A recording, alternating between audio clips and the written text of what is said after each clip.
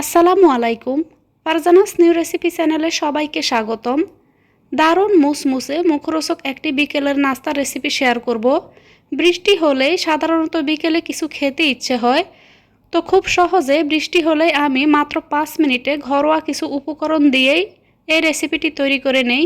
আর বিশ্বাস করুন, এই রেসিপিটি তৈরি করলে বাসার ছোট থেকে বড় সবাই অনেক বেশি পছন্দ করে আর কাড়াকাড়ি করে খেয়ে নেয়।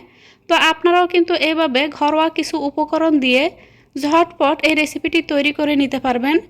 তো এখানে রেসিপিটি তৈরি করার জন্য আমি 4টি সিদ্ধ আলু নিয়েছি। এবার এই আলুগুলোকে আমি গ্রেটার দিয়ে গ্রেট করে নিব। গ্রেটার দিয়ে গ্রেট করে নিলে আলুগুলো খুব সহজেই কিন্তু ম্যাশ করে নেওয়া যায়। আপনারা চাইলে হাত দিয়ে কিংবা কাঁটা চামচ দিয়েও আলুগুলোকে ম্যাশ করে নিতে পারেন। তো এখানে সবগুলো আলু আমি গ্রেটার দিয়ে গ্রেট করে নিব।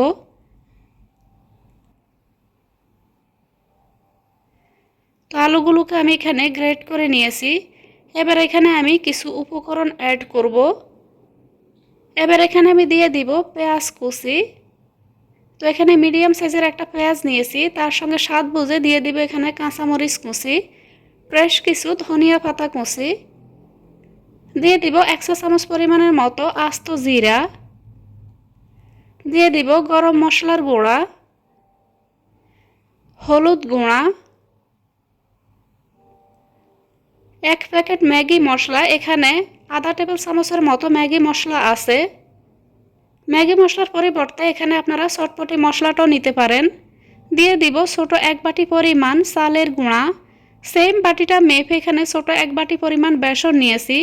এখানে আপনারা বেসনের পরিবর্তে ময়দা বা আটাটাও নিতে পারেন, তবে চালের গুঁড়াটা কিন্তু অবশ্যই নিতে হবে। এবার দিয়ে দিব এখানে স্বাদ মতো লবণ। যেহেতু ম্যাগি মশলার মধ্যে লবণের পরিমাণটা থাকে, তাই এখানে লবণটা বুঝে দিয়ে দিব।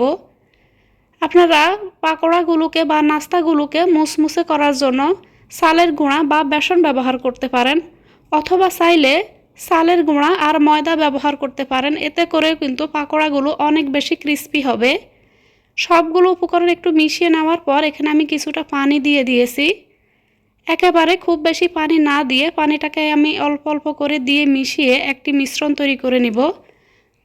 তো পানিটাকে এখানে আমি ধাপে ধাপে দিয়ে মিশিয়ে নিব। তো হাত দিয়ে খুব ভালোভাবে কিন্তু এগুলোকে মিশিয়ে নিতে হবে। তো এখানে আমি আবারও কিছুটা পানি দিয়ে দিলাম। তো মিশ্রণটা আমি কীরকম করে তৈরি করছি সেটা কিন্তু আপনাদেরকে দেখে বুঝে নিতে হবে। তো আমি এখানে এরকম ঘনত্বের একটি মিশ্রণ তৈরি করে নিলাম।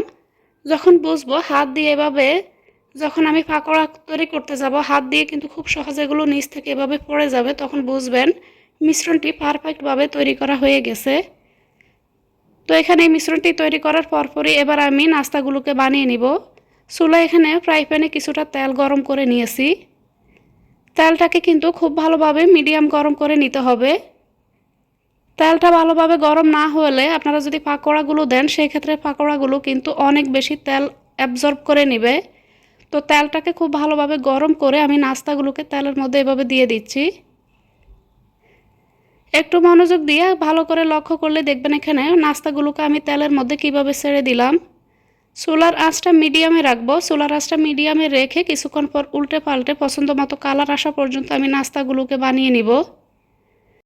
রেসিপিটি ভালো লাগলে প্লিজ ভিডিওতে একটি লাইক, কমেন্ট এবং চ্যানেলটি সাবস্ক্রাইব করতে ভুলবেন না। আমার চ্যানেলে আমি এরকমই বেশ কিছু মজার মজার সহজ নাস্তার রেসিপি আপলোড করি, যেগুলো আপনারা খুব সহজেই কিন্তু তৈরি করে নিতে পারবেন। তো চাইলে আপনারা আমার চ্যানেলটি ভিজিট করে দেখে নিতে পারেন। আশা করছি রেসিপিগুলো আপনাদের ভালো লাগবে। তো এখানে পাকোড়াগুলো আমার বানানো হয়ে গেছে। এবারে পাকোড়াগুলোকে আমি তেলটা ঝরিয়ে তুলে নিব। তো এখানে আমি একেবারে যে কয়টা দেওয়া যায় সেই কয়টা এখানে ভেজে নিয়েছি। আবারও আমি চুলার আঁচটা মিডিয়ামে রেখে এখানে আবারও কিছুটা পাকোড়া দিয়ে দিব। তো পাকোড়াগুলোকে আমি একটু ছোট ছোট করে তৈরি করছি। এতে করে পাকোড়াগুলো দেখতে যেমন সুন্দর লাগবে, ঠিক তেমনি খেতেও কিন্তু অনেক বেশি ভালো হয়েছিল। তো এখানে আমি আবারও কিছু পাকোড়া দিয়ে দিলাম। দিয়ে আমি এগুলোকে উল্টে পাল্টে পছন্দ মতো কালার আসা পর্যন্ত ভেজে তুলে নিব। হাতের কাছে থাকা অল্প উপকরণ দিয়েও যে এত মজার পাকোড়া তৈরি করা যায়, আপনারা যদি পাকোড়াটির বাসায় একবার তৈরি করেন তাহলে বুঝতে পারবেন। বৃষ্টি হলে কিন্তু সবার কম বেশি মুখরোচক কিছু খেতে ইচ্ছে হয়। তো এভাবে আপনারা রেসিপিটি বাসায় থাকা উপকরণ দিয়ে এভাবে তৈরি করে নিতে পারবেন। দেখবেন ছোট থেকে বড় সবাই অনেক পছন্দ করবে। তো এগুলো দেখতে কিন্তু অনেক বেশি লোভনীয় হয়েছে, খেতেও কিন্তু আলহামদুলিল্লাহ অনেক বেশি মজার ছিল।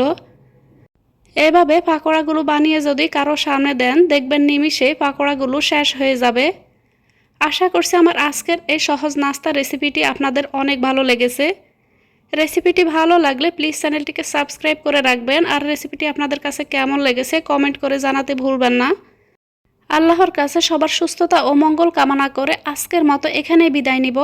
দেখা হবে পরবর্তীতে ইনশাল্লাহ এরকমই কোনো সহজ ও নতুন রেসিপির সাথে।